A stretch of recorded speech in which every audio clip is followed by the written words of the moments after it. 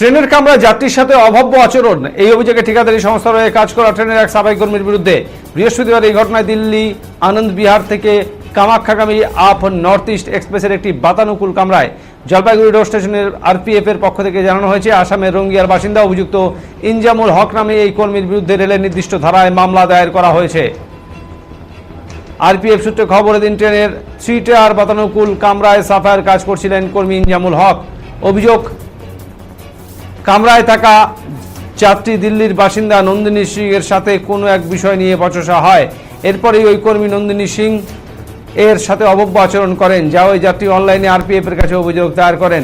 Jalpaiguri road স্টেশনের RPF inspector বিপ্লব দত্ত জানান, অভিযোগ দায়ের করার পরে জলপাইগুড়ি রোড স্টেশনে ট্রেন দাঁড়ালেই এই সাফাই কর্মীকে আটক করা হয়। জিজ্ঞাসাবাদের পর তাকে জামিনে ছেড়ে দেওয়া হলেও একটি মামলা দায়ের করা হয়েছে। এদিকে অভিযোগ অস্বীকার করে অভিযুক্ত কর্মী ইনজামুল হক বলেন, ওই কামরা থেকে নোংরা জমে থাকার একটি অভিযোগ এসেছিল। সেখানে যাওয়ার পরেই বলা হয় টয়লেট সাফাই করার জন্য।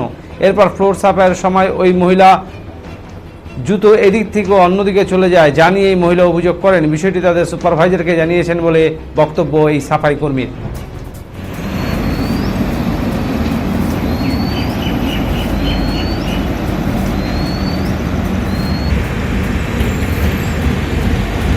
इंजामुल हक, रंगिया, नोटिस में आनंद बिहार से आया कामाख्या के जाने के लिए। स्टाफ है, ऑफिस स्टाफ, सफाई का अटेंडेंट नहीं, सफाई का स्टाफ है। एसी में हम सफाई किया था M4 में, जो कचरा लेके गया था ना, वो कंप्लेन आया था, प्रॉब्लम मक्सर का कंप्लेन आया था, तो टॉयलेट का कंप्लेन आया था। हम क्या करेंगे, जो कचरा है ना इधर फेंकेंगे ना, हम तो मक्सर लेके हिट लेके आएंगे ना, टॉयलेट साफ करेंगे। हाँ, ऊपर में बोल दिया, सुपरवाइजर है ना बोल दिया, रूम से बोल दिया, तो पेसेंजर से कंप्लेन किया, गिर गया। उसका हम दिखाई नहीं चप्पल, मालूम नहीं। हाँ, ये पेसेंजर ने यही बोला चप्पल गिर गया, हम तो दिखाई नहीं चप्पल, गलत किया। हाँ, आगे से पूरा ठीक ठाक है। हाँ, काम करेंगे। जो